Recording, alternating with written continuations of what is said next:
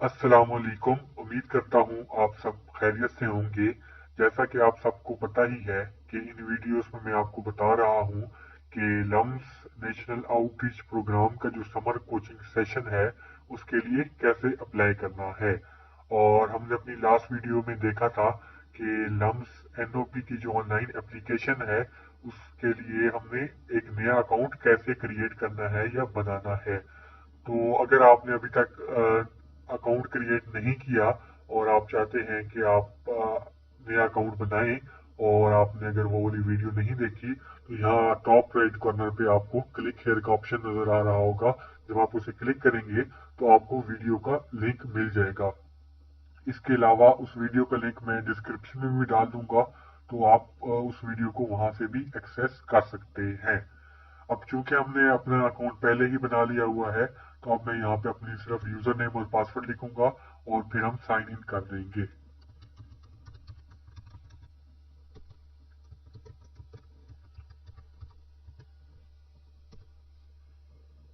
जब आप sign in कर देंगे तो आपके पास आपके सामने कुछ इस तरह का पेज शो हो रहा होगा। यही आपकी एप्लीकेशन है, यही आपका सब कुछ है, यहीं पे आपने सब कुछ करना है। ठीक हो गया। यहाँ पे मैं आपको बताता चलूं कि यहाँ पे सबसे टॉप पे अगर जाएंगे तो यहाँ पे आपको एप्लीकेशन फॉर्म का दिखाई दे रहा होगा ऑप्शन। चेंज पासवर्ड अगर आपको पासवर्ड चेंज करना है। आस्क एनओपी सेंटर अगर आपने एनओपी सेंटर से कोई हेल्प लेनी है, या लॉग आउट, या अगर आप लॉग आउट करना चाहते हैं तो ये ऑप्शन हैं। इसके अलावा यहाँ पे आपको टाइमर नजर आ रहा है। ये बता रहा है कि यहाँ पे 83 दिन रहते हैं और एप्लीकेशन क्लोज होने में। तो ये यहाँ पे आपको टाइमर भी नजर आ रहा होगा। अच्छा, यहाँ पे आपको रेड कलर का नजर आ रहा होगा कि एप्लीकेशन स्टेटस नॉट सबमिटेड। इसका मतलब है कि अभी हमारी एप्लीकेशन सबमिट नहीं हुई। और इसके साथ ही ब्लू कलर का में व्यू इंस्ट्रक्शंस नजर आ रहा होगा। इस पे जब आप क्लिक करेंगे तो आपके सामने इंस्ट्रक्शंस खुल जाएंगी। ये काफी डिटेल इंस्ट्रक्शंस हैं और अगर आप इनको एक दफा पढ़ लेंगे तो मेरा नहीं ख्याल आपको किसी भी और चीज की जरूरत होगी इस एप्लीकेशन को फिल करने के लिए। तो आप इसको इन सारी डिटेल्स को अच्छी तरीके से पढ़ लीजिएगा। ठीक हो गया। और इसके बाद हम वापस चलते हैं। अच्छा, यहाँ पे आपके पास कुछ सेक्शंस हैं और ये 6 सेक्शंस हैं। ठीक हो गया। और इनके सामने यहाँ पे स्टेटस जो हो रहा है रेड कलर का, रेड का मतलब है कि अभी तक कंप्लीट नहीं है। और जैसे इनको आप कंप्लीट कर लेंगे तो ये ग्रीन होना शुरू हो जाएंगे। ठीक हो गया। आपने इनको एक एक करके फिल करना है और ये यहाँ पे ग्रीन होते जाएंगे। जब 6 के 6 ग्रीन हो जाएंगे तो एप्लीकेशन सबमिट करने का ऑप्शन आपको नजर आ जाएगा। ठीक हो गया। तो पहले चलते हैं हम अच्छा, इसके अलावा यहाँ पे मैं आपको बताता चलूँ कि यहाँ से आप अपने एप्लीकेशन फॉर्म को भी देख सकते हैं। और इसके अलावा यहाँ पे आपको प्रिंट एप्लीकेशन का भी ऑप्शन है कि अगर आप उसको प्रिंट करना चाहें एप्लीकेशन को। ठीक हो गया। तो आप चलते हैं अपने सेक्शंस की तरफ।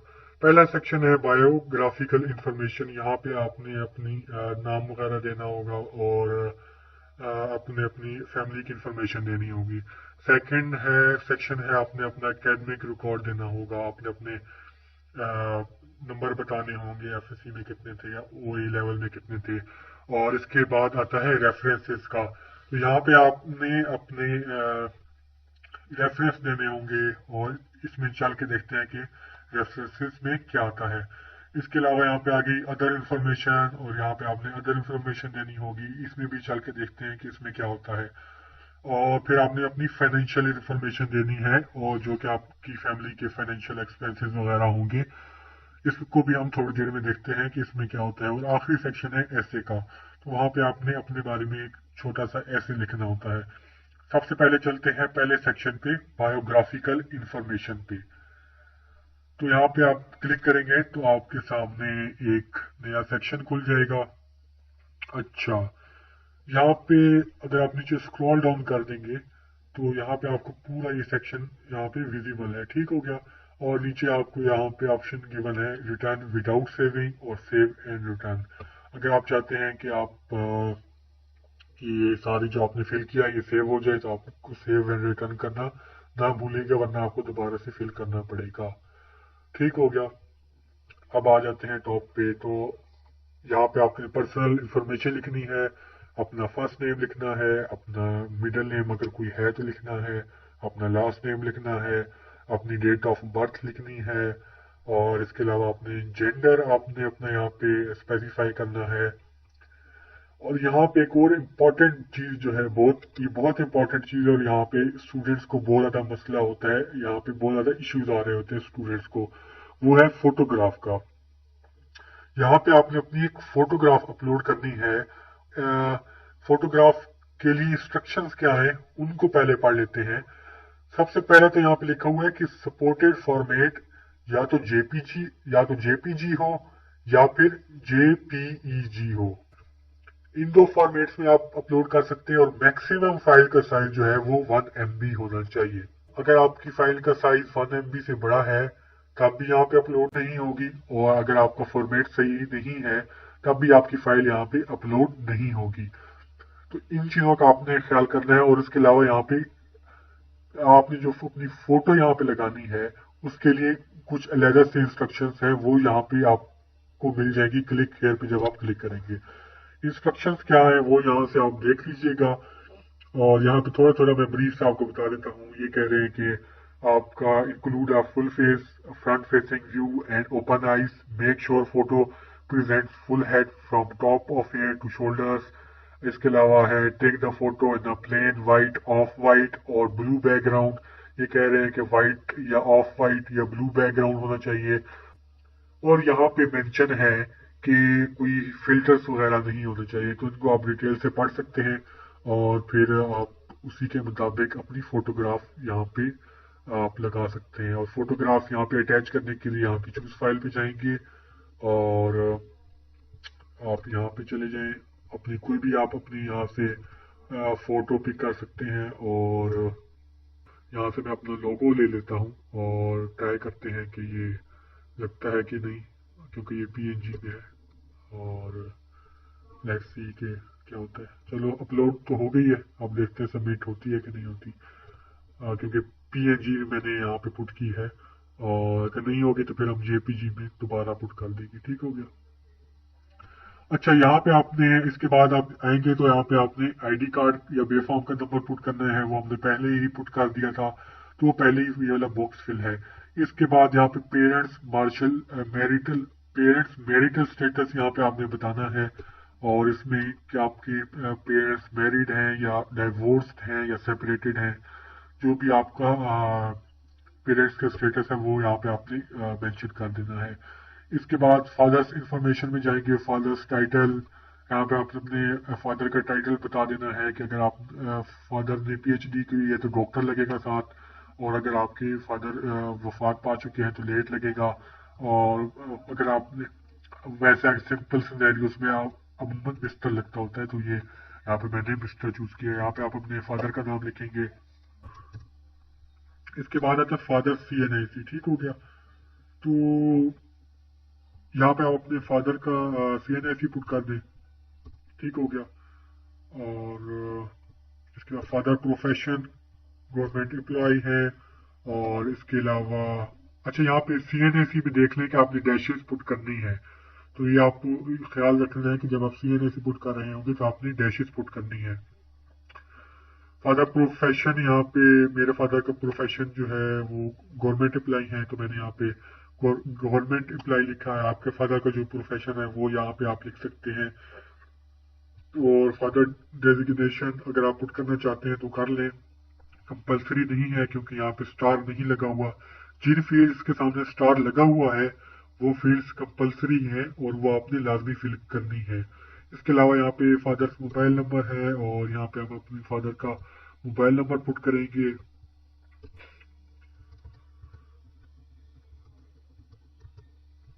इसके बाद अगला पोर्शन है मदर इंफॉर्मेशन का। तो यहाँ पे आप अपनी मदर का टाइटल लिख देंगे, और जो भी आप यहाँ पे लिखना चाहें तो। ठीक हो गया। और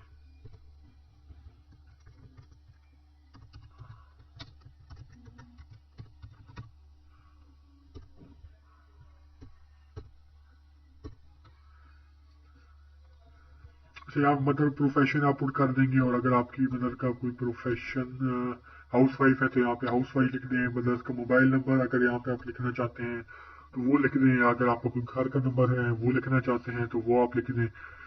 आपने यहाँ पे अगर आपकी मदर के पास कोई मोबाइल है तो आप उनका नंबर लिख सकते हैं, वरना यहाँ पे आप अपने घर का नंबर भी लिख सकते हैं। ठीक हो गया। इसके अलावा आप यहाँ पे आ जाएं तो गार्डियन इंफॉर्मेशन है। अब गार्डियन का क्या मतलब है कि आपका सरपरस्त कौन है। ठीक है, अगर तो आपके वालिदैन जिंदा हैं तो और वो आपकी सरपरस्ती कर रहे हैं तो आपके गार्डियन भी आपके वालिदैन ही होंगे। ठीक हो गया। लेकिन अगर आपकी वालिदैन वफात पा चुके हैं और आप अपने चाचा के पास रहते हैं या अपने मामू के पास रहते हैं या अपने दादा अबू के पास रहते हैं तो आपके गार्डियन, उन्हें कहते हैं गार्डियन। ठीक हो गया। तो उनकी इंफॉर्मेशन यहाँ पे आप गार्डियन इंफॉर्मेशन में लिखेंगे।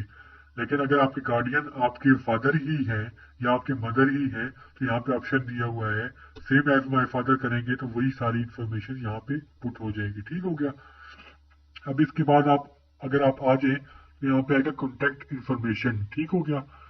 अब यहाँ पे आपने अपनी कॉन्टैक्ट इंफॉर्मेशन दे देनी है। यहाँ पे ईमेल एड्रेस आपने पहले दिया हुआ है और अल्टरनेटिव ईमेल आपने पहले दिया हुआ है। मोबाइल नंबर भी आपने पहले दिया हुआ है।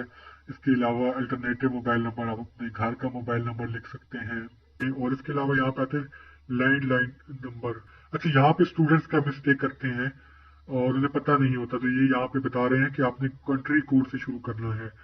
तो कंट्री कोड पाकिस्तान का कंट्री कोड 92 है, तो यहाँ पे मैंने 92 से शुरू किया है। फिर आप नेक्स्ट बॉक्स पे क्लिक करेंगे तो यहाँ आपको शो कर रहा है कि आपने सिटी कोड लिखना है। ठीक हो गया। तो सिटी कोड, जो भी आपकी सिटी का कोड है वो आपने लिखना है। मेरे सिटी का कोड यहाँ पे है 51 है। ठीक हो गया। इसके अलावा आपने बाकी का जो नंबर रह गया है वो आपने लिख देना है। और मैं यहाँ पे अपना बाकी का नंबर लिख देता हूँ। ठीक हो गया। यहाँ पे मैंने अपने बाकी का नंबर लिख दिया। और अब आपने जब नेक्स्ट सेक्शन में जाएंगे तो वहाँ पे आपका क्या आएगा, परमानेंट एड्रेस का ऑप्शन यहाँ पे आएगा। अब आपने परमानेंट एड्रेस पुट कर देना है यहाँ पे। और अच्छा, परमानेंट एड्रेस और करंट मेलिंग एड्रेस में क्या फर्क होता है, यहाँ पे भी स्टूडेंट्स बहुत ज्यादा कंफ्यूज होते हैं। और इन्होंने यहाँ पे इसके लिए थोड़ी सी एक्सप्लेनेशन लिखी भी हुई है। और एक्सप्लेनेशन में वो क्या कहते हैं, your permanent address is the place where you were born and your family lives. Please make the address as clear and precise as possible. We will be sending all correspondence to this address, so make sure TCS can reach you easily. Pakistan Post will not be used. ठीक हो गया। जैसा कि उन्होंने बताया कि permanent address वो होता है जहाँ पे आप पैदा हुए हो और जहाँ पे आपकी फैमिली रहती हो। ठीक हो गया। फॉर एग्जाम्पल, अगर कोई यूनिवर्सिटी पढ़ने के लिए लाहौर गया हुआ है और उसकी फैमिली कराची में रहती है तो उसका परमानेंट एड्रेस कराची वाला होगा और उसका करंट मेलिंग एड्रेस लाहौर वाला होगा। तो आपने ये डिफाइन कर लेना है कि आपका परमानेंट एड्रेस कौन सा है। मैं यहाँ पे अपना परमानेंट एड्रेस लिख लेता हूँ। और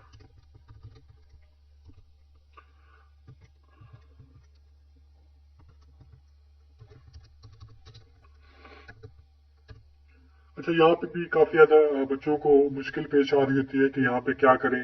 तो यहाँ पे जैसे आप यहाँ पे क्लिक करेंगे तो साथ आपको हिंट का ऑप्शन नजर आ रहा होगा और ये आपको बता रहे हैं कि देखें कि पहली लाइन में आपने अपना हाउस नंबर लिखना है, सेकंड लाइन में आपने स्ट्रीट नंबर, या ये आपको साथ साथ बता रहे हैं।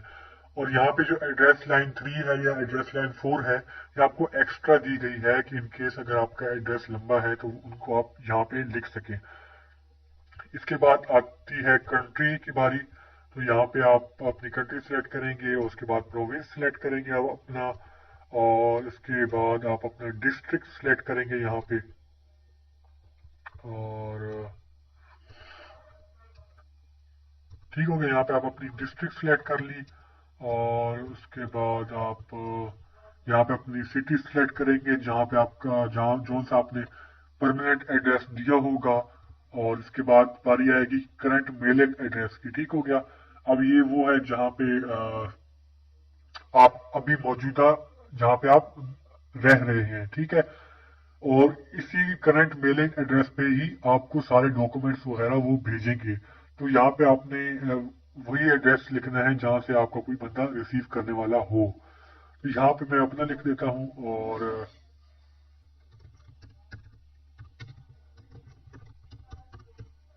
ठीक हो गया, मैंने अपना एड्रेस लिख लिया है। इसी तरह आप भी लिख लें, ध्यान कीजिएगा गलत ना लिखें, क्योंकि सारे जो भी डॉक्यूमेंट्स होंगे वो आपके इसी एड्रेस पे आएंगे। और अगर आपका करंट मेलिंग एड्रेस भी वही है, परमानेंट एड्रेस वाला ही है, तो यहाँ पे आप सेम एज परमानेंट एड्रेस करेंगे तो ये ऑटोमेटिकली फिल हो जाएगा।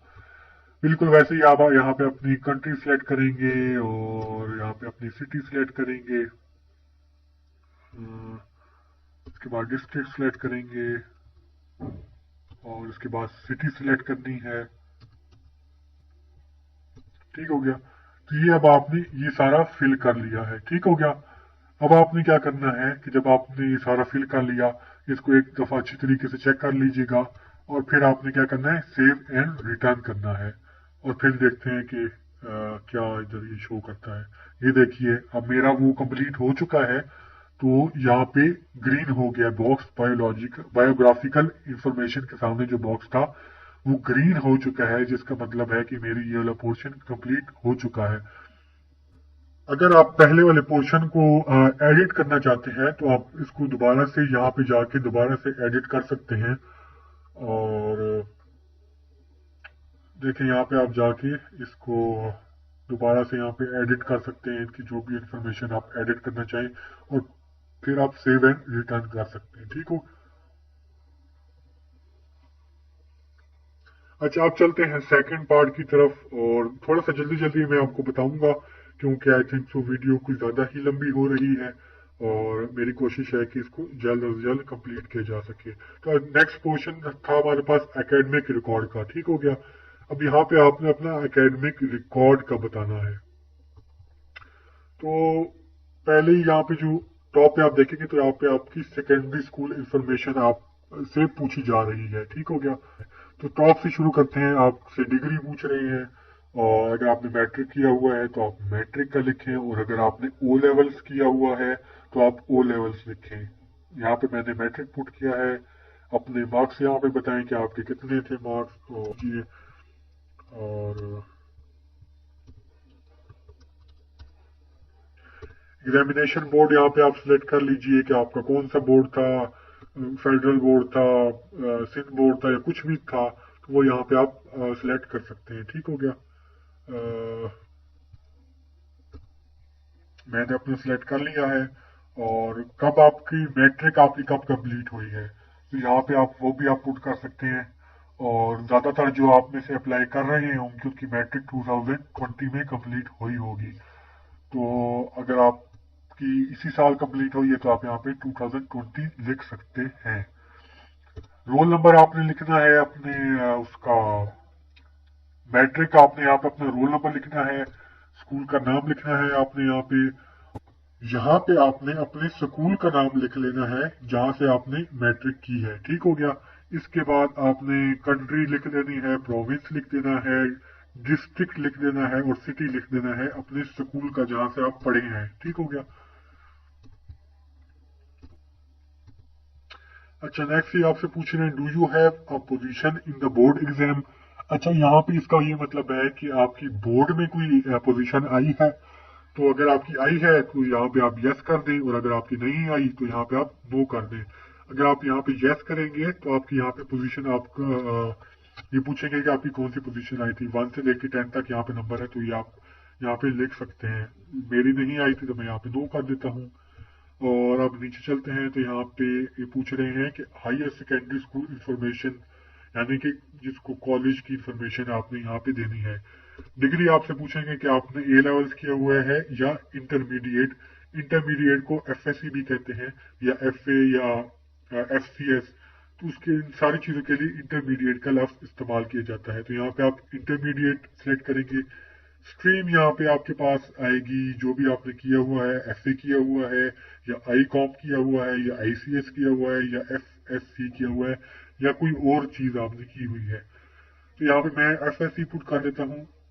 और have you completed your intermediate level degree. तो मेजॉरिटी ऑफ जो भी ये फॉर्म फिल करते हैं स्टूडेंट्स, उनकी मेजॉरिटी अभी फर्स्ट ईयर में होती है और उन्होंने अपनी फर्स्ट ईयर कंप्लीट नहीं की हुई होती। तो वो यहाँ पे नो पुट करेंगे क्योंकि उनकी अभी एफएससी कंप्लीट नहीं हुई। ठीक हो गया। यहाँ पे result awaiting, if you have not given first year exam please check this box. यहाँ पे ये बहुत इंपॉर्टेंट जगह है और ये आपसे पूछ रहे हैं कि अगर आपने अपने फर्स्ट ईयर के पेपर अभी तक नहीं दिए तो आप इस बॉक्स को टिक कर दें। अब आपकी जो मेजॉरिटी होगी वो अभी फर्स्ट ईयर में होंगे और उन्होंने अभी तक फर्स्ट ईयर के पेपर नहीं दिए होंगे, तो वो इस बॉक्स को टिक करेंगे। लेकिन अगर आप सेकेंड ईयर में हैं या आपने कॉलेज कंप्लीट कर लिया है और आपने फर्स्ट ईयर के पेपर दे दिए हैं और आपका रिजल्ट आ गया है, तो फिर आप इसको टिक नहीं करेंगे। यहाँ पे आपने एग्जामिनेशन बोर्ड सेलेक्ट कर लेना है और मैं यहाँ पे अपना एग्जामिनेशन बोर्ड सेलेक्ट कर लिया। और expected year of degree completion, यहाँ पे आपने लिख देना है कि आपका एक्सपेक्टेड कब तक है कि आपकी एफएससी कंप्लीट हो जाएगी। ठीक हो गया। इसके बाद नेम ऑफ कॉलेज आएगा, तो यहाँ पे आपने आपने कॉलेज का नेम पुट कर देना है। इसके बाद कंट्री आएगी कि आपने किस कंट्री से आपने पढ़ा है, आपका कॉलेज किस कंट्री में है, वो आपने पुट कर देना है। उसके बाद प्रोविंस पूछेंगे और उसके बाद डिस्ट्रिक्ट पूछेंगे, तो वहाँ पे आपने डिस्ट्रिक्ट लिख देना है। और डिस्ट्रिक्ट के बाद वो सिटी पूछेंगे और सिटी में आपने अपनी सिटी का जहाँ से आप पढ़े हैं वो आपने लिख देना है। अच्छा, आप इसके बाद आएंगे तो ये आपसे पूछेंगे एनुअल फी कि आपकी फी कितनी थी, कॉलेज की फी कितनी थी। तो यहाँ पे एक चीज आपने इस पे बहुत ध्यान देना है कि एनुअल फी है, यानी कि 12 महीनों को मिला के फीस है। यहाँ पे अक्सर बच्चे गलती करते हैं कि एक महीने की फीस लिख देते हैं और वो इस एनुअल फी लफ्ज एनुअल को मिस कर जाते हैं। तो एनुअल फी का मतलब है 12 महीने की फीस इकट्ठी मिला के। अच्छा, यहाँ पे बच्चे कंफ्यूज हो जाते हैं इन तीन कैटेगरीज में। तो पहली कैटेगरीज में आपने क्या पुट करना है कि आपकी एनुअल फी कितनी है। सेकंड कैटेगरी में उन्होंने पूछा हुआ है कि जितनी आपकी फीस है उसमें से स्कॉलरशिप कितनी है, यानी कि अगर आपकी हाफ स्कॉलरशिप है, 50% स्कॉलरशिप है, तो आप एनुअल फी का 50% यहाँ पे लिखेंगे। ठीक हो गया। और जितनी भी है, ठीक हो गया। फर्ज करो मेरी 19,000 में से 11,000 मेरी स्कॉलरशिप है, तो मैंने यहाँ पे 11,000 स्कॉलरशिप भी लिख दिया। अब एनुअल पेरेंट्स कंट्रीब्यूशन, इसका मतलब ये है कि टोटल फीस जितनी आपकी है उसमें से अगर आप स्कॉलरशिप को माइनस कर दें तो जितने आपके पेरेंट्स फी पे कर रहे हैं वो आप यहाँ पे लिख देंगे। ठीक हो गया। तो मैं यहाँ पे लिख दूंगा 7,800 बनती है, आई थिंक सो, मैथ अगर मैंने सही की है तो। हाँ, तकरीबन इतनी बनती है। तो आप इस तरह लिख देंगे, आपकी जो भी फीस है वो आप यहाँ पे लिख देंगे। ये आपने पूरा फिल कर लिया और उसके बाद आपने सेव एंड रिटर्न कर देना है। ये देखिए, अब मेरे 2 सेक्शन फुल हो गए और मेरा स्टेटस 2 में ग्रीन हो चुका है। अब चलते हैं रेफरेंसेस वाले पार्ट में।